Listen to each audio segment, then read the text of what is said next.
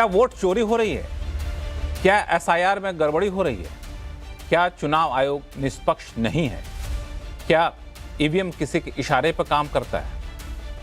विपक्षी पार्टी की तरफ से इस बारे में लग रहे तमाम आरोपों का आज सरकार ने एक एक करके जवाब दिया है। लोकसभा में अपने जवाब के दौरान गृह मंत्री अमित शाह ने तथ्यों का हवाला देते हुए कहा कि एसआईआर पहले भी होता था, ईवीएम कांग्रेस के जमाने से है और पूरी तरह सुरक्षित है, और चुनाव आयोग को निष्पक्ष बनाने का काम अगर किसी ने किया है तो भाजपा ने किया है। लेकिन अब सवाल यह है कि संसद में इतनी लंबी चर्चा होने के बाद, गृह मंत्री की तरफ से हर सवाल का जवाब देने के बाद, क्या अब वोट चोरी के आरोप खत्म हो जाएंगे? इसका विवाद खत्म हो जाएगा? चुनाव आयोग की निष्पक्षता पर उठ रहे सवाल बेबुनियाद माने जाएंगे? एसआईआर को लेकर सवाल नहीं पूछे जाएंगे? ऐसे तमाम सवाल अब उठकर सामने आ रहे हैं, क्योंकि काफी लंबी चर्चा हो गई, कई महीनों से ये सारे सवाल उठ रहे थे। तो अब यहां से आगे का रास्ता क्या होना चाहिए, आज आवाज अड्डा में करेंगे इसी पर खास चर्चा। नमस्कार, मैं हूं लक्ष्मण राय और चर्चा में शामिल होने वाले अपने मेहमानों से आपका परिचय कराऊं। इससे पहले एक बार देख लेते हैं आज संसद में क्या कुछ हुआ। राजस्थान में 18 में हारे, मध्य प्रदेश में 18 में हारे, कर्नाटक में भी 14 के बाद हारे, तेलंगाना में हम जीत नहीं पाए, चेन्नई में हम जीत नहीं पाए, बंगाल में भी हम हारे। भाई तो तब तो ये मतदाता सूची बहुत अच्छी होती है, तब से नए कपड़े पहनकर आप शपथ ले लेते हो।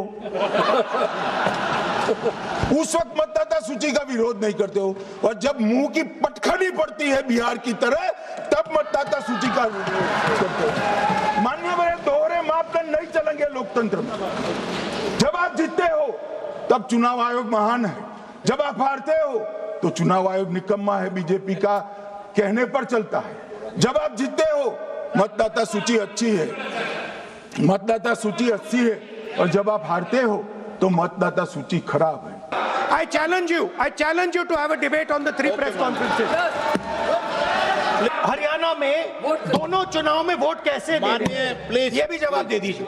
विपक्ष के नेता महोदय कहते हैं कि पहले मेरी बात का आप जवाब दीजिए, मैं सुनना चाहता हूं। आपकी मुनसफी से संसद नहीं चलेगी, मेरे आप बोलने का क्रम मैं तय करूंगा, इस तरह से नहीं चलेगी संसद। मान्यवर, उनको धैर्य रखना चाहिए, उनको धैर्य रखना चाहिए मेरा जवाब सुनने का। इनकी एक एक बात का जवाब मैं दूंगा, मगर मेरे भाषण का क्रम वो तय नहीं कर सकते, मैं करूंगा, क्योंकि मैं बोल रहा हूं। तो ये नज़ारा था लोकसभा का, जहां पे गृह मंत्री अमित शाह एसआईआर को लेकर के, चुनाव सुधार को लेकर के जितने भी आरोप या सवाल उठाए गए थे विपक्षी पार्टियों की तरफ से, खासतौर से कांग्रेस की तरफ से, उन सवालों का जवाब देने की कोशिश की। बीच में तीखी नोकझोंक भी हुई और हालात यहाँ तक पहुँच गए कि कांग्रेस ने एक बार फिर से लोकसभा का बॉयकॉट करके बाहर निकल गई। उनका आरोप था कि हमारे सवालों का जवाब नहीं मिल रहा है। अब यहाँ से विपक्ष क्या ये सारे सवाल पूछने बंद कर देंगे, या फिर चुनाव सुधार को लेकर जो बहस छिड़ी है वो क्या वाकई कोई मीनिंगफुल एक्शन तक जाएगा वहाँ पे क्या? इस पे चर्चा करेंगे। हमारे साथ इस बार मेहमानों का खास पैनल है। 2 पूर्व मुख्य चुनाव आयुक्त हमारे साथ शो में जुड़ रहे हैं, एसवाई कुरैशी साहब हैं और ओपी रावत साहब। उनसे हम लोग चर्चा की शुरू करेंगे। और इसके अलावा चुनाव सुधार के लिए काम करने वाली संस्था Association for Democratic Reform ADR के head major general Anil Verma साहब हैं, इलेक्शन एनालिस्ट संजय कुमार जी हैं, वरिष्ठ पत्रकार हर्षवर्धन त्रिपाठी जी हैं, और सत्य हिंदी के फाउंडर के आशुतोष जी कुछ ही देर में हमारे साथ जुड़ेंगे। शुरुआत में हर्षवर्धन जी आपसे करना चाहूँगा, क्योंकि मामला लोकसभा में आज के जो डिबेट का नज़ारा था वो आपने देखा। मुझे पता नहीं, ये हमेशा से लग रहा था कि आखिर आते आते तक कांग्रेस कहीं बॉयकॉट ना कर दे, क्योंकि पहले कई बार ऐसे मौके पर कांग्रेस ने मांग की, चर्चा हुई, चर्चा में जब सरकार के जवाब देने की बारी आती है तो कांग्रेस बॉयकॉट कर देती है। लेकिन जिस तरीके से सवाल उठाए गए और जिस तरीके के जवाब दिए गए अमित शाह की तरफ से, आपको लगता है कि अब ये सवाल उठने बंद होने चाहिए? नहीं, अगर चाहिए कहेंगे तब तो बिल्कुल ही बंद होने चाहिए, क्योंकि मैं कहता हूं कि अमित शाह के जवाब से नहीं लक्ष्मण जी, ये तो बंद होना चाहिए था चुनाव परिणामों से। जनता के जवाब से। अमित शाह गृह मंत्री के तौर पर जो जवाब देते हैं वो ठीक है, पार्लियामेंट के लिए, रिकॉर्ड के लिए, सरकार में है इसलिए, लेकिन ऐसी कोई भी चर्चा अगर चुनाव में कोई गड़बड़ी हो रही है तो उसको बंद कहां से होना चाहिए? जनता के जवाब से। और राहुल गांधी का वोट चोरी ये कहते हुए जो उनका एक कहें कि दल निकला था बिहार में, तो उसका क्या परिणाम हुआ सबने देख लिया। लेकिन मूल बात मुझे लगता है कि जिस तैयारी के साथ अमित शाह आए थे और पहले भी वो तैयारी के साथ आते रहे, क्या सचमुच राहुल गांधी अब एकदम अनमने हो गए हैं? उनको बस एक चीज लगती है कि एक दिन ऐसा आएगा जब देश उनकी बात पर भरोसा करने लगेगा। अभी भी देखिए वो बाहर निकल कर कह रहे हैं कि अरे वो तो डर गए, वो तो देखिए बड़ा डिफेंसिव चल रहे थे, उनको कुछ समझ में नहीं आ रहा था। मतलब जब आप इस तरह की बात करने लगे और नेता प्रतिपक्ष ये सब कहते हुए उनका मुझे तो जानकारी नहीं है कि कहां कहां जा रहे हैं, लेकिन शायद जर्मनी या कहां वो बाकायदा उनका प्लान भी आ गया है कि वो बाहर जा रहे हैं। जब इस तरह से कोई विपक्षी नेता व्यवहार कर रहा है तो आप उससे समझिए कि वो अपने मुद्दे को लेकर कितना सीरियस है। बिहार चुनाव के पहले, बिहार में टिकट बंटने के दौरान और परिणाम आने के समय, उस हर समय वो विदेश में रहे या विदेश में जाने की वो स्थिति में रहे, आते जाते रहे। अब मूल बात ये, आपने कहा क्या ये डिबेट बंद होनी चाहिए? पहला तो ये कि चुनाव सुधारों पर मुझे बड़ी चिंता की बात है कि पूरी बहस में जो मूल चुनाव सुधार हैं कि चुनाव महंगे होते जा रहे हैं, फंडिंग कहां से होगी, यही कांग्रेस पार्टी थी। बाकायदा एक मुझे याद है कि प्रेस वार्ता हुई थी और उसमें कहा गया था कि देखिए हमारा तो इनकम टैक्स का खाता सीज कर दिया इनकम टैक्स ने और अब तो हमारे पास चुनाव लड़ने के पैसे नहीं। उसके बाद की चुनाव कहां से लड़ रही कांग्रेस, ये बताना चाहिए, क्योंकि भाजपा पर तो आरोप है वो सत्ता में है तो उनके पास तो पैसे ही पैसे हैं। तो ये विपक्षी दलों की सबसे बड़ी चिंता होनी चाहिए था, नंबर एक। नंबर दो, ये एसआईआर को इस तरह से विरोध करना, जबकि महाराष्ट्र के चुनाव में कहा ही यही कि मतदाता सूची में गड़बड़ी। अच्छा है कि अब ईवीएम और दूसरी चीजों में बात नहीं कर रहे हैं, ये इसका जवाब क्यों नहीं दे रहे? मतलब जब कहा जाएगा तो कोई विपक्ष से सवाल पूछना नहीं, लेकिन लोकतंत्र के लिए मजबूत विपक्ष जरूरी है और मजबूत विपक्ष के लिए बेहतर शुद्ध मतदाता सूची जरूरी है। उसका क्यों विरोध कर रहे हैं? क्योंकि ये तो बड़ा आसान है ना कि जितने तरह के आप आरोप लगा रहे हैं, आपके सामने प्रक्रिया चल रही है, अभियान चल रहा है, आप उसको रोक लें, थाम लें। अगर कोई गड़बड़ कर रहा है, सत्ता पक्ष या चुनाव आयोग कोई गड़बड़ कर रहा है तो आप उसको पकड़ लें। कोई नहीं कर पाए। और जरा देखिए बिहार में जो नाम कटे उसको लेकर सर्वोच्च न्यायालय को टिप्पणी करनी पड़ती है कि आप किसी को नहीं ले आए। कपिल सिब्बल कहते थे कि कहते हैं कि हम लोगों को लगता था कि बहुत लोग मिलेंगे, नहीं मिले। इसका मतलब क्या हुआ? इसका मतलब ये है कि राहुल गांधी के दिमाग जी आपने एक बड़ी अच्छी बात कही कि चुनाव सुधार इतना गंभीर मुद्दा था और इतना मतलब आज के तारीख में बेहद जरूरी मुद्दा है, उस पर चर्चा उस तरीके से नहीं हुई जिस तरीके का हम लोग अपेक्षा रखते थे। आपने शायद नोटिस किया हो कि नहीं किया हो कि आज के पैनल में हमने ऐसे ही लोगों को चुना जो चुनाव सुधार पे एक गंभीर डिबेट कर सके। अभी हमारे साथ दो पूर्व मुख्य चुनाव आयुक्त भी जुड़ने वाले हैं, एसवाई कुरैशी साहब और ओपी रावत साहब। मकसद यही है कि हम लोग बैठ करके चुनाव सुधार पे वाकई चर्चा करें क्योंकि बहुत ज़रूरी है और चुनाव सुधार इतनी बड़ी ज़रूरत है आज की तारीख में कि कई सारी चीज़ों पर इसका इम्पैक्ट पड़ता है।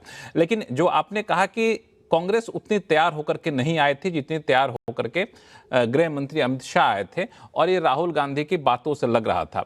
आशुतोष जी हमारे साथ जुड़ चुके हैं, सत्य हिंदी के फाउंडर हैं आशुतोष जी। आशुतोष जी, ये थोड़ा सा आपको अटपटा लगा क्योंकि एक एक फैक्ट का जवाब राहुल गांधी के आरोपों का जवाब देने को तैयार थे गृह मंत्री अमित शाह। यहां तक कहें कि मेरे जवाब खत्म होने के बाद भी आपके मन में कोई भी सवाल हो तो हम फिर भी उसका जवाब देने को तैयार हैं, लेकिन कांग्रेस बॉयकॉट करके चली गई। देखिए लक्ष्मण जी, जितना कसके अमित शाह जी ने डांट लगाई उसके बाद तो अच्छों की हालत खराब हो जाती। मैं भी डर गया था, कितना कसके गृह मंत्री जी डांट रहे हैं, ऐसे तो नहीं चल सकती संसद। तो उसके बाद किसकी हिम्मत पड़ेगी सवाल पूछने की और किसकी हिम्मत नहीं। मैंने तो पहली बार देश के किसी गृह मंत्री को इस भाषा में इस तरीके से विपक्ष के नेता को डांटते हुए या उनको हड़काते हुए सुना। मैंने तो नहीं सुना। मैंने तो बहुत सारे गृह मंत्रियों को सुना है, लोगों के सवाल होते थे, लोगों के जवाब होते थे और वो उसी तरीके से जवाब देते थे। लेकिन चलिए खैर, वो तो एक अलग तरीके का प्रश्न, ये तो इस सरकार का स्वभाव ही है। महत्वपूर्ण सवाल क्या है? गृह मंत्री जी ने किस सवाल का जवाब दिया?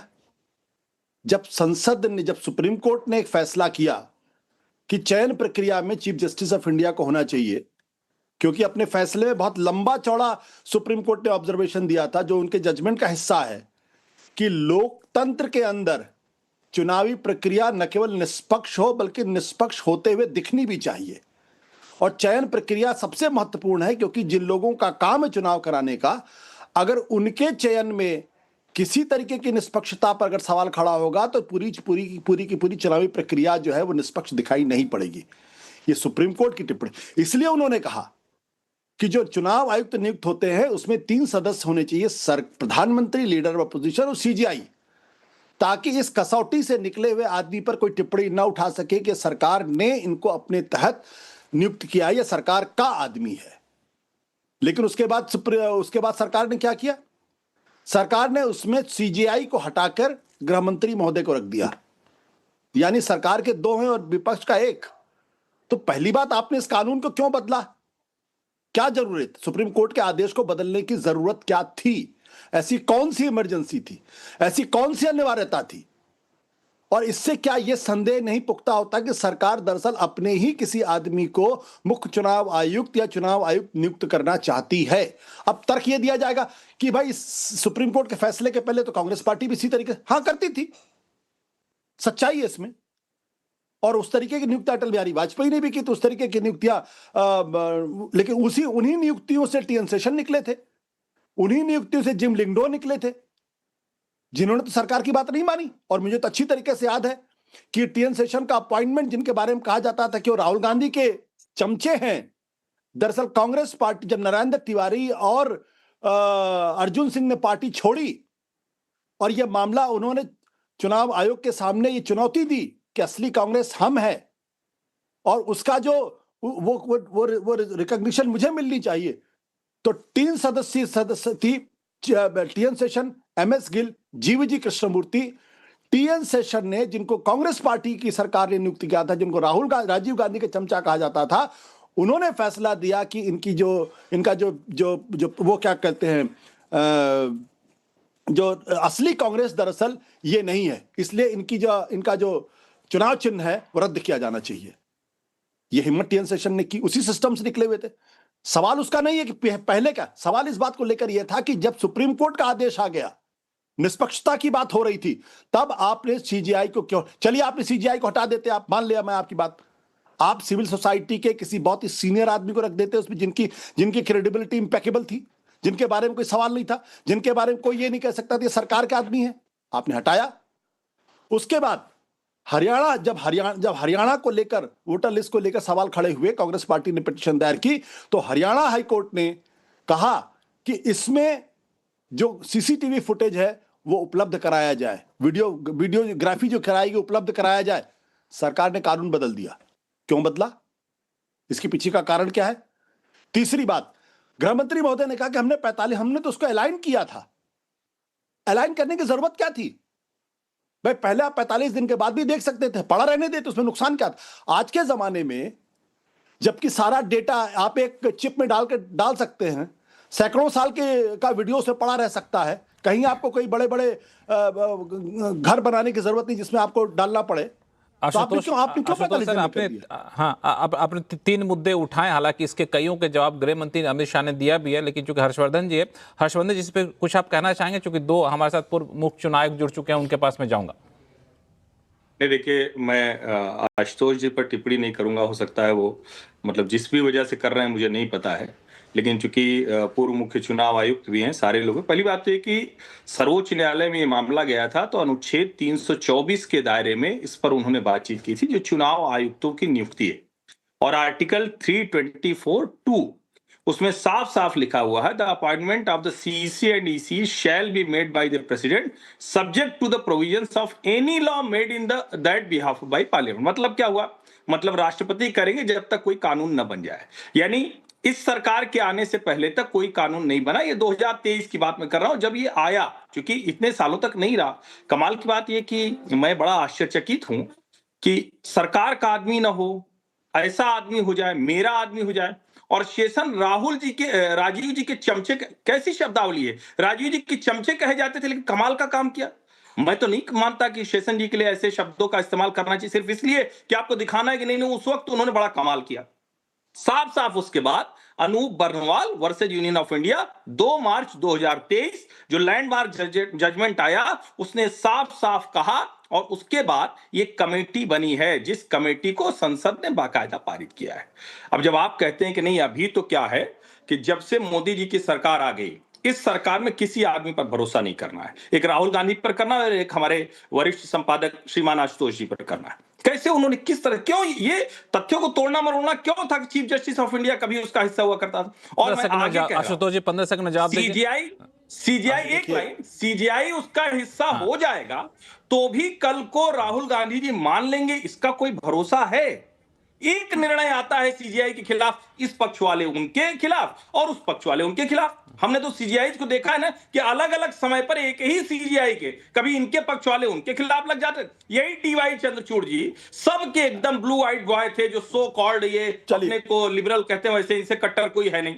जैसे वो एक गणेश आरती में पीएम के साथ है, अरे क्या क्या नहीं बोला इन लोगों ने। दोहरा चरित्र दिख रहा है इन लोगों का साफ साफ, और विशेष करके चुनाव आयुक्तों के मामले में तो और ज्यादा दिख रहा है। रीढ़ तो चुनाव आयुक्त तय करेगा ना, वो चाहे जैसे बना हो वो तय करेगा, तो रीढ़ रहेगी। हर्षवर्धन जी एक बार जवाब ले लेते हैं आशुतोष जी से। आशुतोष जी थोड़ा संक्षिप्त जवाब दीजिएगा, बाकी मेहमानों के पास जाऊंगा मैं।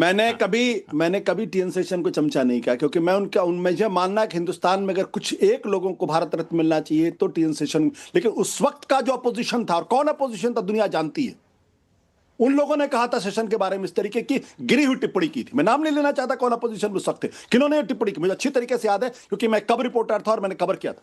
दूसरी बात, जब सुप्रीम कोर्ट ने तय कर दिया कि भाई चीफ जस्टिस 3 आदमी कमेटी होनी चाहिए, तो आपने कानून क्यों बदला? और आपने अपने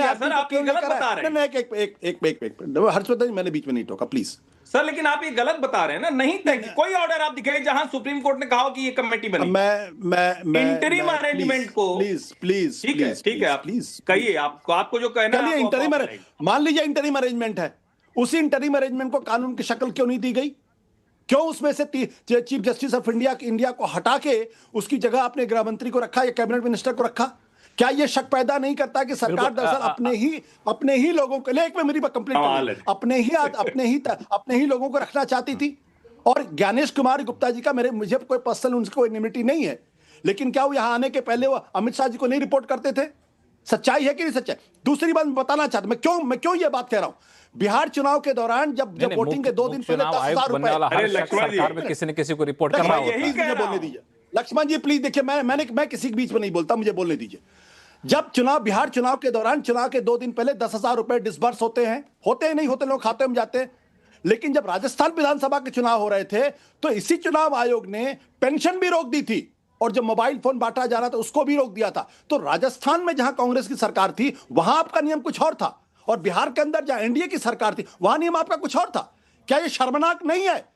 क्या चुनाव आयोग के इतिहास में काले धब्बे की तरफ नहीं जाएगा? क्या आपने चुनाव के 2 दिन पहले आशुतोष सर, आशुतोष सर इस पर चर्चा करेंगे, क्योंकि मैं एक बार दोनों मेहमानों को, विशेष मेहमानों को जोड़ लूं। सिर्फ 20 सेकंड से ज्यादा मत लीजिएगा प्लीज, चूंकि हमारे वाकई में शर्म आती है कि इस देश के अंदर ऐसा चुनाव आयोग भी है जो चुनाव के 2 दिन पहले बहुत ही विचित्र है डालने की बात कर रहा है कि आशुतोष जी अपने आगे जाति नाम नहीं लगाते। मैं तो हर्षवर्धन त्रिपाठी लगाता हूं, लेकिन आशुतोष जी को कोई कुछ कहे तो अभी नाराज हो जाते हैं। ज्ञानेश जी भी नहीं लगाते हैं, ज्ञानेश कुमार लिखते हैं, और आशुतोष जी जैसे व्यक्ति के मुंह से ज्ञानेश कुमार गुप्ता निकला पहली बार। और दूसरी लाइन, इस देश में हर अधिकारी भाई सरकार को रिपोर्ट करता है, यानी इस सरकार में जितने अधिकारी हैं सबकी इंटीग्रिटी पर आप संदेह कर रहे हैं। मैं फिर कह रहा हूं, चुनाव सुधारों पर बहुत बड़ी बहस होनी चाहिए। सरकारों को हमेशा एज होता है। आज हम लोग वही बहस करने की कोशिश कर रहे हैं। नहीं लक्ष्मण जी चर्चा करेंगे। आशुतोष जी मैं आपको बताऊंगा, एक मिनट, मुझे 10 सेकंड देना पड़ेगा क्योंकि हर्षवर्धन जी मेरे पर टिप्पणी की है। ठीक, मैं तो इस पैनल के माध्यम से सबसे रिक्वेस्ट करूंगा कि इस पैनल पे मौजूद जितने लोग हैं सब लोग अपने जाति सूचक सरनेम को गिरा दे, हटा दे। मैंने ऑफिशियली इस काम को किया है, और अगर मैंने ज्ञानेश गुप्ता जी का नाम लिया है तो मुझे उसके लिए खेद भी है। मैं पब्लिकली जता रहा हूं, लेकिन मैं चाहता हूं अगर इस देश के अंदर कास्टलेस सोसाइटी बने तो यहां मौजूद हर व्यक्ति को अपनी जाति सूचक जो सरनेम है हटा देना चाहिए। आप देखिएगा इस देश के अंदर क्रांति हो जाएगी। मैंने करके दिखाया, इसलिए मुझे मालूम है। ठीक है आशुतोष सर, हम लोग आगे फिर वापस बताएंगे। चुनाव भी लड़ेंगे तो अपनी वापस हम चर्चा पे बिल्कुल वापस इस पे हम लोग आएंगे। मेजर जनरल अनिल वर्मा साहब और संजय कुमार जी, मेजर जनरल अनिल वर्मा जी और संजय कुमार जी, आपको बीच में रोक रहा हूं, थोड़ा सा आपके पास लेट से आऊंगा। मेरे साथ 2 विशेष मेहमान जुड़ चुके हैं। SY कुरैशी साहब हैं जो कि पूर्व चुनाव आयुक्त हैं, और 10 सेकंड देना पड़े क्योंकि आशुतोष जी, फिर तो हम जा नहीं पाएंगे ना अपने गेस्ट के पास। आप तो टीवी को समझते हैं, हमसे ज्यादा अनुभवी हैं आप। लड़ने के पहले 2000 चुनाव लड़ने के पहले ऑफिशियली जाके अपना सरनेम ड्रॉप किया है। अगर आप कभी भी मेरे घर आएंगे, मैं आपको कागज दिखा सकता हूं। हाँ, जब मैं चुनाव लड़ रहा था, टिप्पणी नहीं की। नहीं, मेरी पार्टी के कुछ मैंने लोगों तो ने ये कहा कि चुनाव हमारे साथ दो खास मेहमान जुड़ गए हैं। मुख्य चुनाव आयुक्त, पूर्व मुख्य चुनाव आयुक्त हैं SY कुरैशी साहब और OP रावत साहब। दोनों अपने अपने जमाने में काफी चुनाव सुधार पे काफी कुछ काम किया है। SY कुरैशी साहब, रावत साहब, दोनों का बहुत बहुत स्वागत है हमारे शो में। शुरुआत में कुरैशी साहब आपसे करना चाहूंगा, इस चुनाव सुधार के पीछे जो सबसे बड़ा ट्रिगर था वो था SIR। अब SIR को लेकर मेरा सवाल यह है कि SIR को लेकर जिस तरह के विरोध किया जा रहा है, वो विरोध कितना जायज है? कुरैशी साहब। इलेक्टोरल रोल को रेक्टिफाई करना, उसको प्यूरिफाई करना, वो तो एक कॉन्स्टिट्यूशनल मैंडेट है और इलेक्शन कमीशन की जिम्मेदारी है, जो हमेशा से पिछले 70 साल में करती चली आ रही है। जिस तरीके से इसको किया जा रहा है, सबसे पहले तो मेरी फीलिंग ये है कि SIR तो गैर जरूरी है ऑलरेडी। और उसकी वजह है कि देखिए 2003 तक बिहार में जैसे जिक्र था, बिहार में 2003 में लास्ट SIR हुआ। उस वक्त 2004 में उस वक्त की कमीशन ने ये फैसला किया है कि अब हम चूंकि ऑलरेडी इलेक्टोरल रोल 10, 12, 15 साल की मेहनत के बाद अब कंप्लीशन की तरफ आया है, 90-95% हो गया है और अब उसको डिजिटाइज कर दिया गया है। तो अब उसमें सिर्फ अपने अगले साल के एडिशन या डिलीशन है वो हम उसमें करते रहेंगे। और ये फैसला किया गया था कि आगे से हम सिर्फ समरी रिवीजन क्या करेंगे, जिसका मतलब है कि हम आपके घर आएंगे, आपको दिखाएंगे कि साहब आपके इलेक्टोरल रोल में आपके ये घर में 3 या 4 वोटर लिखे हुए हैं, इनके ये नाम है, ये जो उनकी डिटेल है वो आपको बताई जाएगी। अब आप ये बताइए कि ये ठीक है कि इसमें कोई कमी है क्या? इस साल में कोई आपके यहाँ वोटर नया हो गया है, यानी कोई 18 साल का हो गया है, या कोई और बाहर से आके आपके यहाँ रहने लग गया है, आपके घर में कोई बहू आ गई है, वो यहाँ रहने लग गई है, तो उसका नाम ऐड कर दिया जाएगा। एक फॉर्म 6 BLO के पास होता है, वो आपको देगा, आप उसको भर के उसको दे दीजिए, आपका नाम ऐड हो गया। और अगर इस बीच में कोई यहाँ से आपके यहाँ से माइग्रेट चला गया, डोमेस्टिक या फॉरेन, तो उसका नाम डिलीट करना चाहिए। डोमेस्टिक माइग्रेंट का ये होता है कि अगर आप जैसे दिल्ली से पटना गए तो दिल्ली में कट जाएगा, पटना में ऐड हो जाएगा। जहाँ पे आप ये डेफिनेशन है कि जहाँ आप नॉर्मली रेजिडेंट हैं, या और नॉर्मल की डेफिनेशन ये बताई गई है कि 6 महीने से ज्यादा अगर आप हैं तो आप नॉर्मली रेजिडेंट हैं। तो ऐसी सूरत में उसका अपडेशन कंटिन्यूअसली होता रहता है। अब 99% रोल हुआ है और सिर्फ लास्ट मिनट अपडेशन के लिए आप इंटेंसिव रिवीजन का मतलब होता है कि एग्जिस्टिंग रोल कूड़े के बिन में फेंक दिया जाएगा। अब हम फिर एक आदमी की तलाश शुरू करेंगे, अब इनिशो उसको दोबारा लिखेंगे। जो चीज 30 साल में हुई है वो 30 दिन में ये कर लेंगे। ये कोई जादू की छड़ी तो नहीं है, करने को तो इन्होंने करा लिया, लेकिन कितनी जगह कितनी शिकायतें आ रही हैं। हालांकि वो बताते हैं कि जो फॉर्मली तो किसी ने कंप्लेंट नहीं की, लेकिन कितनी तो एविडेंस सामने आ रही है कि एक दिन में एक BLO कितने फॉर्म को कलेक्ट करेगा, फिर उसने उसको अपडेट करना है। 100, 150 फॉर्म ने रोज अगर अपडेट करने हैं, कैसे संभव है, कैसे मुश्किल है, मुमकिन है, और क्यों उसकी कोई जरूरत ही नहीं थी। और रीजन ये दिया गया था कि फॉरेनर्स बहुत आ गए उनको ढूंढने के लिए। अरे भाई, जो समरी रिवीजन है उसमें भी तो फॉरेनर को ढूंढा जा सकता था। आप जाइए पड़ोसियों से पूछिए कि भाई इस घर में कोई आपके नॉलेज में कोई फॉरेनर तो नहीं रहा है, कोई बांग्लादेशी तो नहीं है। फॉरेनर से मुराद बेसिकली बांग्लादेशी था। अब बिहार का ही ऐसा कुरैशी साहब, मैं एक सवाल और आपसे पूछना चाहूँगा कि ये आपने कहा कि SIR करवाना ज़रूरी था ही नहीं, क्योंकि वैसे रिवीजन करा के आप ये सारी चीज़ें कर सकते थे। लेकिन मान लिया SIR करवा ही रहे हैं, तो आपके हिसाब से प्रक्रिया क्या होनी चाहिए जिस पर लोग सवाल न उठाएं, शंका न उठाएं, पैदा करें? नहीं, अगर करना ही तो प्रक्रिया तो ये कि 15 दिन में और 1 महीने क्यों देते? आप 1 साल का टाइम दे दीजिए। फौरन आप बिहार में 3 महीने में इलेक्शन है, बिहार में आपने क्यों किया? आप बिहार को छोड़ देते कि चलो जब एग्जिस्टिंग रोल से पिछले जून में जनरल इलेक्शन भी तो देश का हुआ था, उसी रोल से सरकार बनी थी। उस सरकार की लेजिटिमेसी पे कोई क्वेश्चन मार्क है क्या? लेजिटिमेट सरकार उसी इलेक्टोरल रोल से पिछले साल तक और इस जनवरी तक जो इलेक्टोरल रोल ठीक है वो मई जून में आके खराब हो गया और निकाल के उसको कूड़े में फेंक दिया। ये तो कोई लॉजिक ही नहीं।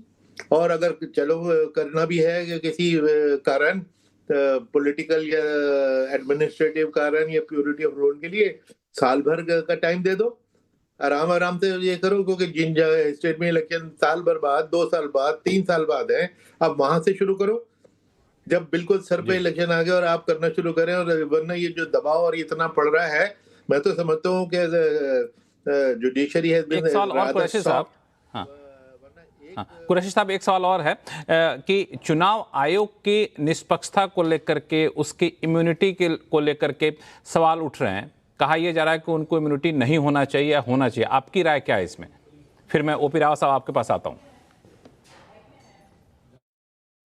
नहीं, वो तो एक दूसरा इश्यू था कि तमिलनाडु में कहीं किसी ने कोई क्रिमिनल केस किसी वजह से किया था साल 2 साल पहले, प्रीवियस इसी के जमाने में। तो उस वक्त उस कॉन्टेक्स्ट में कि भाई डिस्चार्ज ऑफ ड्यूटी पे अगर वो कोई काम करते हैं, उसको कोई कोर्ट में उनको धकेलने लगे तो ये तो प्रथा ही हो जाती है, हर जगह कोर्ट केसेस फाइल होने लग जाते हैं। तो अगर उसके पीछे और लॉन्ग टर्म कोई मंशा नहीं थी, क्योंकि आजकल तो हर चीज के मंशा पे एक सवाल या निशान रहता है, तो उस वक्त तो ये आइडिया ठीक ही था और उसूलन ये ठीक है। लेकिन ये तो नहीं, लेकिन उस प्रोटेक्शन की वजह से इलेक्शन कमीशन बिल्कुल ही बेलगाम हो जाए और बेकाबू हो जाए कि जी हमारा कोई बिगाड़ नहीं सकता। तो भाई आप देखिए, पब्लिक ओपिनियन इतनी हाहाकार मची हुई है कि नहीं मची हुई? ये 2 4 10 लोग ही तो नहीं बोल रहे हैं, या लीडर ऑफ ऑपोजिशन ही तो नहीं बोल रहे हैं, पूरे देश में हाहाकार मची हुई है। एक सवाल और पूछ ही लूं आपको, आप एक सवाल और पूछ लेता हूं, फिर मैं रावत जी आपके पास आ रहा हूं। ईवीएम एक बड़ा चर्चा का विषय रहा है। 2 दिनों से संसद में जो बहस चल रही है, ईवीएम भी बार बार उसमें आया। हालांकि सरकार का कहना है कि ईवीएम हमारे जमाने में आया नहीं था, वो तो पहले ही आ गया था कांग्रेस के जमाने में। लेकिन ईवीएम को लेकर चुनाव आयोग ने समय समय पर सफाई दी और अब लगता है कि ईवीएम पर बहस तो होनी नहीं चाहिए। ठीक है, ईवीएम के ऊपर तो मैंने बार बार कहा और अभी भी मैं कहता हूँ कि ईवीएम को क्वेश्चन करना तो बड़ा गलत है क्यों। और ये कि बैलेट पेपर पे वापस चला जाए, ये तो उससे भी ज्यादा गलत डिमांड है, क्योंकि बैलेट पेपर से हम लोग क्यों हटे थे? क्योंकि उस जमाने में बैलेट पेपर के जमाने में इलेक्शन की लूटमार होती रहती थी।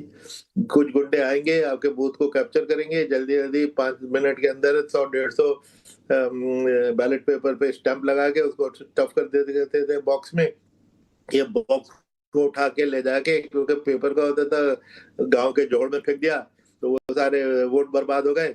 इस वजह से ये क्या था। अब वो जो ये एक तो पहले सबसे पहले मैं डिमांड की बैलेट पेपर, वो तो इसलिए गलत है कि अभी आपने पिछले साल चंडीगढ़ के मेयर के इलेक्शन को देखा जिसमें बैलेट पेपर यूज होता है। सिर्फ 40 बैलेट पेपर थे, 40। उस 40 के साथ क्या हुआ? कितनी बेईमानी उसने रिटर्निंग अफसर की, और आज तक उसके वो अरेस्ट नहीं हुआ, उसके खिलाफ क्रिमिनल केस पता नहीं क्या बना क्या नहीं बना। इतनी धांधली मचा दी। 40 बैलेट पेपर हो सकता है, हम तो कितने 67 करोड़ और 70 करोड़ बैलेट पेपर्स की बात कर रहे हैं। और ये सोचना कि जो जमाने में बूथ लूटते थे आजकल वो साधु हो गए हैं और अब बिल्कुल अब नहीं लूटेंगे, कुछ नहीं होगा, ये तो मैं समझता हूँ बड़ी नादानी की डिमांड है। ये तो करना गलत है। दूसरे इनकी ये डिमांड के 100% वीवीपैट गिनो, मैंने एक आध बार इसमें लिखा है कि अगर देखिए पॉलिटिकल पार्टी का ट्रस्ट तो एक तरफ है, वो बहुत जरूरी है, लेकिन जनता का ट्रस्ट सबसे ज्यादा जरूरी है। अगर जनता के में अविश्वास हो जाए कि ये तो ईवीएम में गड़बड़ है, हो सकती है, बेईमानी है या बेईमानी हो सकती है, उसको निकालना बहुत मुश्किल हो जाता है। इसलिए अगर मैं तो कहता हूँ एक दफा जनता का मुंह बंद करने के लिए, सबको दिखाने के लिए आप 100% वीवीपैट भी गिन डाल लिए, एक ही दिन फालतू लगेगा पूरा हाँ, ताकि देश उसमें ढाई उसमें ढाई अगर आपको नहीं मिलान होता है, हाँ, उस पर अगर मिलान करके कोई अंतर नहीं लगता है तो लोगों को भरोसा लगेगा। देखिए खामखा आलोचना कर रहे हैं, कोई अंतर तो है नहीं, जितने वीवीपैट दिख रहे हैं उतनी मशीनों में वोट पड़े हुए हैं। रावत साहब, कुरैशी साहब की बातों में 2-3 चीज़ों में आपसे पूछना चाहूँगा। एक तो कुरैशी साहब ने जो कहा वो, और दूसरा सवाल भी लेकर के आऊँगा आपका, जो बजट जो हमारे इस डिस्कशन के शुरू में हर्षवर्धन त्रिपाठी जी ने उठाया था बड़ा अच्छा, कि चुनाव सुधार में कई मुद्दे ऐसे हैं जिस पे हम लोग चर्चा किए ही नहीं पूरे डिबेट के दौरान संसद में। तो दोनों पर आपसे सवाल लूंगा। पहला सवाल, कुरैशी साहब ने जो कहा कि एसआईआर की वाकई जरूरत थी नहीं, और एसआईआर जब लास्ट टाइम किया गया था उस टाइम ही हो गया था कि अब हम लोगों ने तय कर दिया है, अब समय समय पर समरी रिवीजन यहाँ पे किया जाएगा। तो ये नहीं करना, जरूरत नहीं थी, किए भी तो लंबे समय देते और ऐसा करते कि जहाँ पे चुनाव नहीं होना है वहां से शुरू करते, ताकि ये जो सवाल उठ रहे हैं इसी के ऊपर वो सवाल नहीं उठते। ये कितना सही आप मानते इस राय को? मैं सहमत हूं कि बहुत कंप्रेस समय में, जैसे 3 महीने में बिहार में, तो उसमें भी कुछ गलतियां निकली और उन्हें बैक ट्रैक करना पड़ा, विवाद हुए। इसी तरह से अभी आप देखिए कई बीएलओज ने, मतलब ऐसा एलिगेशन आया कि उनकी जान चली गई। तो ये चीजें देखना चाहिए। इलेक्शन कमीशन जब भी कोई इलेक्शन कराता है या मतदाता सूची का पुनरीक्षण कराता है तो वो ये देख लेता है कि उस समय परीक्षाएं तो नहीं हो रही हैं, क्योंकि हमारे बीएलओ ज्यादातर टीचर्स हैं, उस समय कोई और चीजें तो नहीं हो रही हैं। और इस तरह से वो प्रोग्राम बनाते हैं कि अपनी ड्यूटीज, जो मूल पद है उसकी ड्यूटीज पूरा करते हुए वो इलेक्शन का काम भी 2-3 घंटे प्रतिदिन कर लें। इस बार जो इन्होंने डाला है वो ऐसे सोच के डाला है कि पूरा 10 घंटे वो प्रतिदिन बीएलओ उनका ही काम करेगा महीने भर। ये उनकी गलती थी, ये नहीं उन्हें करना चाहिए था। उसी वजह से तनाव आया, क्योंकि प्रिंसिपल का फोन जाता है कि तुमने कोर्स पूरा नहीं किया, 6 मंथली की तुमने कॉपी नहीं जांची, 6 मंथली में तुमने इन्विजिलेशन नहीं किया, और तुम्हारा 10th बोर्ड और 12th बोर्ड आने वाला है, उसका कोर्स तुम्हारा आधा अधूरा है। तो ये सब तनाव उसको ना होता तो उसके लिए जरूरी था कि या तो समय पर्याप्त दिया जाता, या फिर ये है कि समरी रिवीजन करके उसको आगे बढ़ जाते। क्योंकि जो मुख्य मुद्दा है इंटेंसिव रिवीजन का वो है घुसपैठियों को निकालना। बिहार में एक भी नहीं निकाला गया, सूची भी नहीं दी गई कि कौन घुसपैठिया निकाला गया। इस समय भी कोई घुसपैठिया की बात नहीं है। मृतक, डुप्लीकेट, माइग्रेंट, कि ये परमानेंटली चले गए, ये मृतक हो गए और ये दूर चले गए हैं। तो इतना करने के लिए कोई भी आप समरी रिवीजन कर सकते थे, वो भी पर्याप्त था, या फिर 3 महीने का समय दे देते।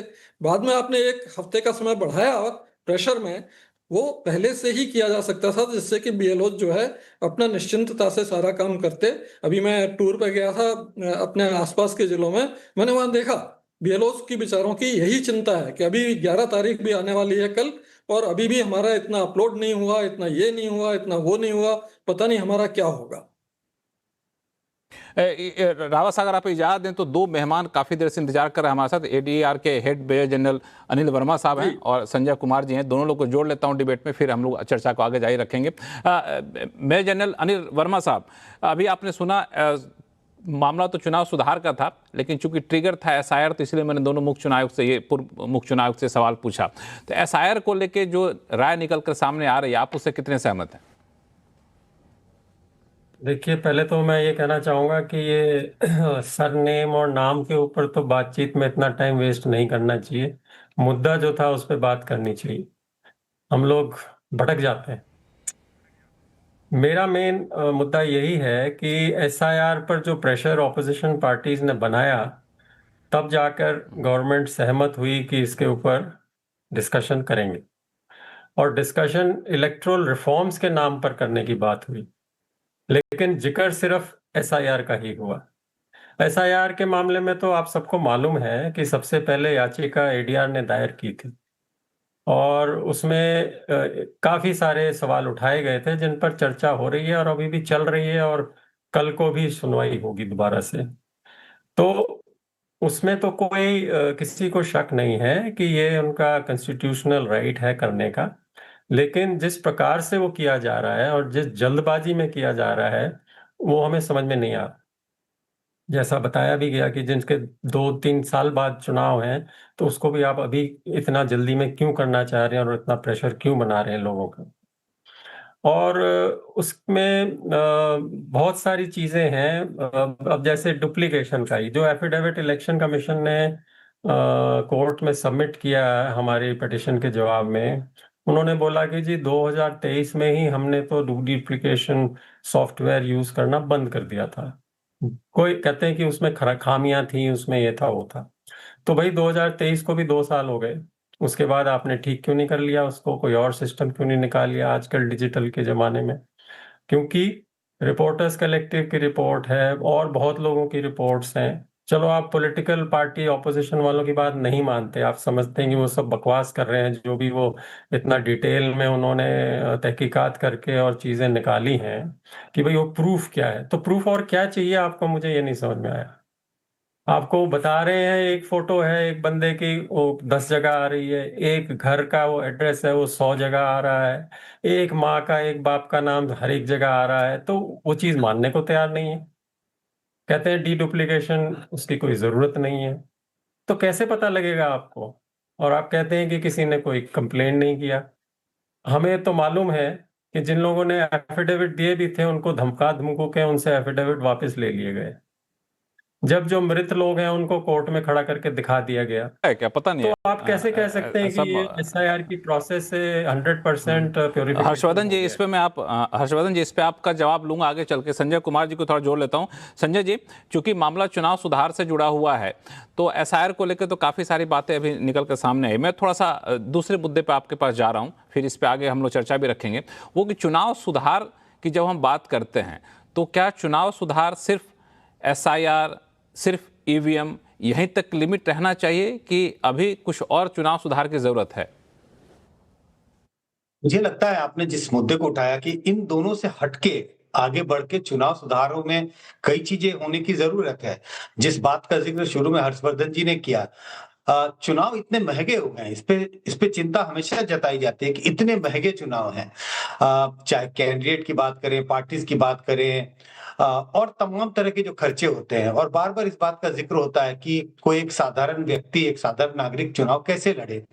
इस पर कई कमीशन कमिटीज भी पहले बनी, लेकिन आज तक मुझे लगता है कि ठोस तरीके से इस पर कोई चर्चा हुई या कहीं की ठोस तरीके से इस पर कोई निर्णय नहीं हुआ। तो ये एक सबसे बड़ा मुद्दा है मुझे लगता है चुनाव सुधार का, जिस पर ध्यान देने की जरूरत है। दूसरा, बार बार इस बात का जिक्र होता है कि जो टेंटेड, मतलब किस तरह के लोग चुनाव जीत कर आते हैं, किस तरह के लोग, मतलब दागी छवि के लोग चुनाव जीत कर आते हैं। इस पर भी चर्चाएं होती रहती है, चिंताएं जताई जाती हैं, लेकिन कोई कारगर एक तरह से मतलब कोई नियम कानून उस तरह के नहीं बने जिस तरह से रोक लगाया जा सके।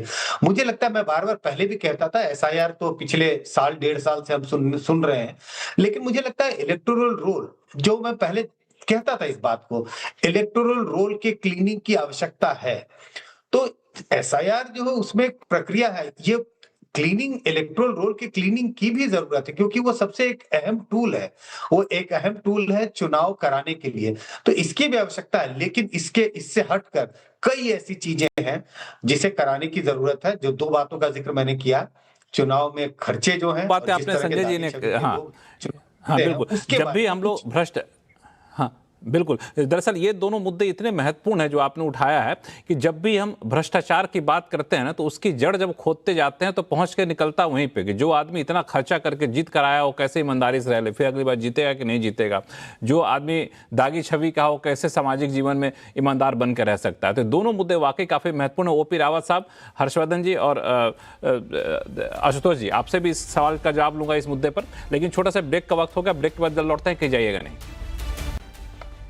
ब्रेक के बाद आपका फिर से आपका स्वागत है। हम लोग चर्चा कर रहे हैं चुनाव सुधार को लेकर। हालांकि 13 घंटे से ज़्यादा की चर्चा लोकसभा में हुई, लेकिन चुनाव सुधार पर कई सारे मुद्दे थे जिस पर लोकसभा में ये बातें निकलकर सामने नहीं आई, जो कि ब्रेक पर जाने से पहले हमारे पैनलिस्ट ने उठाया था, संजय जी ने उठाया था। दो मुद्दे, एक कि चुनाव में होने वाले भारी भरकम खर्च पर कैसे लगाम लगाई जाए, दूसरा कि चुनाव में दागी उम्मीदवार ना आए, इस पर कैसे रोक लगाई जाए। ओपी रावत साहब, सबसे पहला मुद्दा भारी भरकम खर्च, उस खर्च का खामियाजा आगे चलकर भुगतना पड़ता है आगे लंबे समय तक, इसको कैसे रोका जा सकता है? अब तक क्यों नहीं रोका? सही कहा आपने। इंडिविजुअल कैंडिडेट पर तो इलेक्शन एक्सपेंडिचर की सीलिंग है और उसकी मॉनिटरिंग इलेक्शन कमीशन बहुत अच्छी प्रभावी तरीके से करती है, तो वो तो हो जाता है। लेकिन पॉलिटिकल पार्टी के एक्सपेंडिचर पर कोई सीलिंग नहीं। वो एक कंस्टिट्यूएंसी में 100 करोड़ भी खर्च कर सकते हैं। तो जब तक हमें पॉलिटिकल पार्टी पर सीलिंग बनाने का कानून नहीं होगा, तब तक हम भारी भरकम खर्च से निजात नहीं पा सकते। टेंटेड वो करेक्ट एंटीसीडेंट्स वाली बात भी है, लेकिन ये सारे विश्व की डेमोक्रेसीज में ये दोनों ही इश्यूज बरकरार हैं। हर डेमोक्रेसी इसमें जद्दोजहद कर रही है। आपने अभी पढ़ा होगा न्यूज में कि फ्रांस के पूर्व राष्ट्रपति को 5 साल का जेल हो गया। ऐसे कई मामले आप देखेंगे कि टेंटेड एंटीसीडेंट्स ऑफ पॉलिटिशियन और चुनाव में बहुत ज्यादा खर्चा, ये चीजें सारी डेमोक्रेसीज को एफ्लिक्ट किए हुए हैं और सब लोग जद्दोजहद कर रहे हैं कि इनमें कैसे हम सुधार लाएं। हमें भी करना चाहिए, हमें भी इनोवेट करना चाहिए। रावत साहब, इसमें क्या चीज रोक रहा है और ये इनिशिएटिव कौन लेगा? मतलब कानूनी तौर पे किसकी जिम्मेदारी बनती है, किसके दायरे में आता है जो ये तय करे कि पॉलिटिकल पार्टी चुनाव पर इससे ज्यादा खर्च नहीं कर पाएगी? क्या चुनाव आयोग के दायरे में आता है? पार्लियामेंट को कानून बनाना होगा। अच्छा, पार्लियामेंट को कानून बनाना होगा, चुनाव आयोग इसमें दखल नहीं दे सकता है? नहीं, क्योंकि जिस मुद्दे पर ऑलरेडी कानून में कोई प्रावधान है उसमें चुनाव आयोग को कोई रेजिडुअरी पावर नहीं होती। जहां कानून में टोटल वॉइड हो वहां तो आपको ऐसा करने का अधिकार है, सुप्रीम कोर्ट की रूलिंग 1977 की।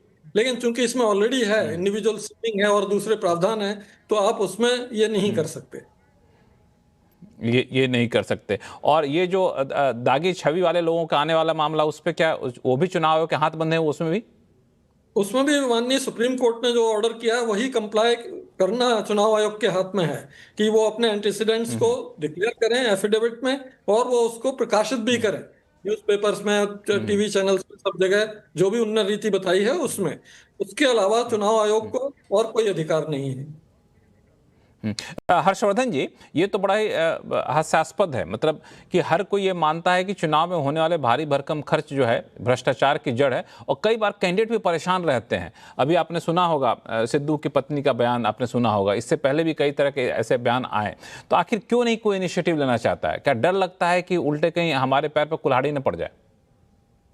देखिए, मूल बात यही है कि अगर हमारे पक्ष में चल रहा है तो कोई बात नहीं, और जाहिर है जो सत्ता में पार्टी होती है उसके पास पैसे की कमी नहीं होती। लेकिन एक बात और समझना पड़ेगा, हम इसको बहुत अच्छे से समझें कि कोई भी पार्टी दागियों के खिलाफ भी नहीं जा रही। आप जरा सोचिए, लालू प्रसाद यादव जी तो दोषी हैं और उसके बावजूद वो बढ़िया अच्छी वाली बस बनवा के, और मतलब भ्रष्टाचार के ही दोषी हैं, और बढ़िया शानदार वो लेविश टाइप की मतलब अल्ट्रा लग्जरी वो बस है, उसमें वो घूमते रहे। मतलब मैं सिर्फ एक उदाहरण दे रहा हूं, इसका मतलब ये नहीं कि मैं सिर्फ लालू जी की बात कर रहा हूं। हर पार्टी में ऐसे दागी हैं और ऐसे भ्रष्टाचारी हैं। जहां तक फंडिंग की बात है तो उस पर अलग अलग चीजें हैं। दुनिया की कोई ऐसी डेमोक्रेसी नहीं है जो उससे जूझ नहीं रही हो, राव साहब ने ठीक कहा। लेकिन मूल सवाल तो ये खड़ा हो सकता है ना कि आप जो लिमिट तय करते हैं उस लिमिट को अभी भी क्या उस तरह से मॉनिटरिंग होती है? मुझे लगता है नहीं होती है। दूसरा, जब आप पार्टी को कोई छूट देते हैं तो उसका भी कोई मद तय करना पड़ेगा। लेकिन कमाल की बात यह कि इतनी लंबी बहस हो गई, उसमें क्या ये सारे मुद्दे आए? हम क्या मुद्दे सुनते हैं? बैलेट पेपर से कराने, यानी लूट, हिंसा, हत्या, दुनिया भर के कुकर्मों की जो एक कहे कि जीती जागती मिसाल थी, उसकी तरफ हम चले जाएं। और इसीलिए मैं कह रहा हूं कि क्या सचमुच विपक्ष के नेता ये चाहते हैं कि सुधार हो, या वो चाहते हैं कि उनको सत्ता मिल जाए, बाकी फिर हम करेंगे जो करना होगा जब अगर सत्ता मिल जाए। वरना 73 साल तक चुनाव आयुक्त चुनने का काम पर्ची से, और अचानक जब कहे कि नेता विपक्ष भी उसमें शामिल होगा, क्या इसके पहले कभी नेता विपक्ष शामिल होता था? नहीं होता था। फिर कहा जाता है कौन चुनाव आयुक्त कितनी डिग्निटी से काम करेगा, ये कैसे तय हो सकता है? क्या पहले के चुनाव आयुक्तों को इसलिए हम मान लें कि, और इसीलिए मैं कई बार कहता हूं कि आप जब कहते हैं ना कि अरे वो तो अमित शाह को रिपोर्ट करता है, ये जो तरीके हैं ना, लोकतंत्र में इससे ज्यादा बड़ा खतरा होता है कि एक वर्ग है जो दिन रात सिर्फ अफवाह फैला रहा है। उसको लगता है कि हालांकि हम चीजें जाएंगी। हर्ष जी, हम लोग थोड़ा सा मुद्दे के जो मूल मुद्दा आपने उठाया था उसी पे मैं चाहता हूं आशुतोष जी की राय लूं। आशुतोष जी, हाँ, मैं समझ आपकी बात को समझ लिया मैंने। हाँ आशुतोष जी, इतनी लंबी बहस हुई, के निशाने पर मैं हूं आज। नहीं, निशाने पे नहीं है। आप तो हमारे वरिष्ठ हैं, कैसे आप तो निशाना कर सकते हैं? लक्ष्मण जी, देखिए, मैं मुद्दा यही, सॉरी, देखिए 3 चीजें हैं। पहली बात, ईमानदार सरकार, ईमानदार आयोग और लेवल प्लेइंग फील्ड। मैं क्यों ये बात कह रहा हूं? ईमानदार विपक्ष भी तो चाहिए। नहीं, सवाल मेरी बात सुन लीजिए, मेरी बात सुन लीजिए। आज जब 13 घंटे बहस चली, मैं आपकी बात कर रहा हूं, मैं सवाल थोड़ा और स्पेसिफिक कर दूं। 13 घंटे जब बहस चली तो राहुल गांधी या किसी विपक्ष ने इस मुद्दे को क्यों नहीं उठाया? क्योंकि वो लोग भी इस मुद्दे से दो चार हो रहे होते हैं। नहीं, देखिए, विपक्ष, हम तो पिछले 12 सालों से विपक्ष को गाली दे रहे हैं, वो छोड़ दिए सवाल। मैंने कहा ईमानदार सरकार, ईमानदार आयोग, लेवल प्लेइंग फील्ड। मैं क्यों यह बात कह रहा हूं? अगर लोकसभा चुनाव के पहले 2 सिटिंग चीफ मिनिस्टर को अरेस्ट कर लिया जाएगा, प्रमुख विपक्षी पार्टी का खाता सीज कर लिया जाएगा, तो विपक्ष चुनाव लड़ेगा कैसे? दूसरी बात, ईमानदार आयोग, अगर पूर्व आईएएस अधिकारी जो किसी मंत्री के तहत काम कर रहे हैं, उस सरकार के तहत काम कर रहे हैं, उनको ही अगर बना दिया जाएगा तो आप मान के चलिए कि एक इनबिल्ट अफेक्शन होता है। आप इससे आप अलग नहीं हो सकते। क्यों नहीं चुनाव आयोग के अंदर नियुक्त तीनों कमिश्नर सरकार से उनका कोई लेना देना ना हो? वो क्यों नहीं 3 इंडिपेंडेंट, इम्पेकेबल, ऑनेस्ट लोग हों? इसका यह मतलब नहीं कि जो चुनाव आयुक्त किए गए, मैं इनकी ऑनेस्टी को संदिग्ध, मैं ओपी रावत साहब का बहुत सम्मान करता हूं, कुरैशी साहब का बहुत सम्मान करता हूं। क्यों नहीं अदर देन आईएएस ऑफिसर जो सरकार से जिनका कोई लेना देना ना हो, वो मुख्य चुनाव आयुक्त बने? तीसरी बात, आशुतोष सर, आप अलाउ करें तो रावत जी से इस पर कमेंट ले लेता हूं। रावत जी से कमेंट लेना चाहता हूं। मुझे कंप्लीट जो इक्वालिटी ऑफ मनी की बात की जाए, आशुतोष जी को बनाना पड़ेगा। देखिए इक्वालिटी ऑफ मनी की जो बात की जाती है, आज की तारीख में भारतीय जनता पार्टी के पास 10,000 करोड़ का फंड आ रहा है, कांग्रेस पार्टी के पास 1,000 करोड़ रुपए का फंड आ रहा है। कैसे चुनाव लड़ेंगे दोनों? कहां पे? चौथी बात, अगर आप वाकई में चुनाव तो मुद्दा है कि फंड वाला मुद्दा ही हटा दीजिए। हाँ, तो चौथी बात, अगर वाकई में ईमानदार चुनाव करना चाहते हैं तो आज वैसी स्थिति में पहुंच गए हैं जहां इस देश के अंदर प्रोविजनल गवर्नमेंट होनी चाहिए। अब ये रिवोल्यूशनरी है, मेरी बातों को लोग मानेंगे, बोलेंगे पागल बोल रहा है, क्या आप सुने इसकी बातों को? नहीं, आप इतना वरिष्ठ, आपकी बातों को क्यों नहीं लोग सुनेंगे? सो हम लोग सुना रहे हैं। रावत साहब, संक्षिप्त में जवाब दीजिएगा। जो अभी आशुतोष सर कह रहे थे कि मुख्य चुनाव आयुक्त की नियुक्ति की प्रक्रिया ऐसी हो जिस पर कोई सवाल ना उठाए। जरूरी है थोड़ी ना कि हर कोई ब्यूरोक्रेट ही वहां पर चुनाव आयुक्त बने, कोई दूसरा भी बन सकता है। कितना व्यवहारिक आपको लगता है? देखिए, अनिल वर्मा जी, ये सवाल है कि आपके पास भी आऊंगा मैं। देश में चुनाव कराना, समय पर कराना, एक निश्चित समयावधि में कराना, यह सबसे बड़ा लक्ष्य है, सबसे बड़ा उद्देश्य है। बाकी सब सब्सिडियरी हैं। इसलिए मैं ये कहूंगा कि जो भी व्यवस्था हमारे यहाँ 73 साल रही, जो भी व्यवस्था नए कानून बनने के बाद आई है, ये बिल्कुल परफेक्ट है। इसमें किसी तरह की कोई सुधार की आगे जरूरत अगर होगी तो हमारा पार्लियामेंट सोचेगा और करेगा। चुनाव ऐसी चीज है जिसमें इवन संविधान में किसी भी कोर्ट का इंटरफेरेंस चुनाव के दौरान बार किया गया है, क्योंकि चुनाव को डिलीवर कराना एक समय सीमा में, ये सबसे बड़ी प्राथमिकता अपनी कॉन्स्टिट्यूएंट असेंबली ने भी मानी, पार्लियामेंट ने भी मानी। तो इसलिए मुझे ये लगता है कि ये सुझाव ठीक है। जो भी इसमें टिंकरिंग और आगे चल के चेंज हो सकता हो वो पार्लियामेंट करे। बाकी इसमें अभी कोई इस तरह की गुंजाइश नहीं है कि एकदम से हम कोई भी प्रेसिपिटेट चेंजेस लाएं। इस तरह की गुंजाइश यहाँ पे कोई नहीं है। मेजर जनरल अनिल वर्मा साहब। हाँ, तो इससे मेरा जो पर्सनल राय ये है कि इसमें चाहे इलेक्शन कमिश्नर्स आईएएस के हों, आईआरएस के हों, आईपीएस के हों, उससे कोई फर्क नहीं पड़ता। जरूरी चीज ये है कि रीढ़ की हड्डी होनी चाहिए।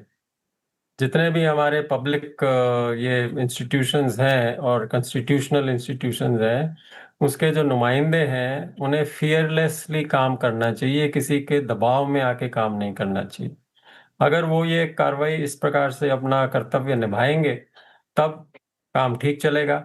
नहीं तो एलिगेशंस और मिसरिप्रेजेंटेशंस और लोगों के दिमाग में मिसकंसेप्शंस और सस्पिशन, और जैसे अभी इलेक्शन कमीशन का हो रहा है कि उनकी लोगों के अंदर जो परसेप्शन है पब्लिक की वो गिरती जा रही है, क्योंकि वो जवाब नहीं देते।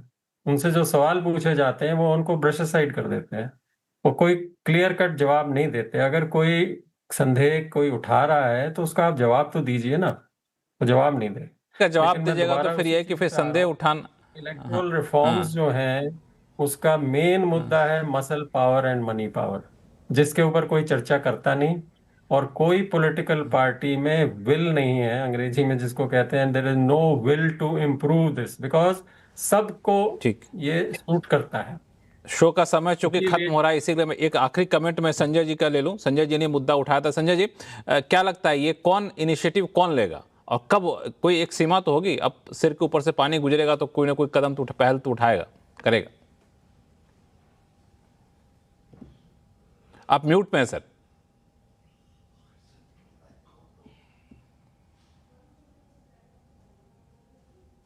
इनिशिएटिव के तौर पर तो इनिशिएटिव मीडिया लेती है, मीडिया में चर्चा होती रहती है, हम और आप जैसे लोग इस पे चर्चा करते हैं। लेकिन जैसे रावत जी ने कहा कि अगर टेक्निकल तौर पर, कानूनी तौर पर अगर इसकी शुरुआत तो पार्लियामेंट में होगी, पार्लियामेंट में होनी चाहिए, सरकार को इस पे नियम बनाने चाहिए और वहीं से इसकी शुरुआत होगी, तभी हम 2 कदम आगे बढ़ सकते हैं, अदरवाइज चर्चाएं होती रहेंगी। चलिए, इसी उम्मीद के साथ हम लोग शो को यहीं खत्म कर रहे हैं कि अगली बार चुनाव सुधार पर जब चर्चा हो तो शायद इन सारे पहलुओं पर कोई गौर करे और किसी न किसी को कदम तो यहाँ उठाना होगा। आप सभी मेहमानों ने हमारे लिए वक्त निकाला, इसके लिए आप सभी का बहुत बहुत धन्यवाद। आवाज अड्डा में फिलहाल इतना ही। देखते रहिए CNBC आवाज। नमस्कार।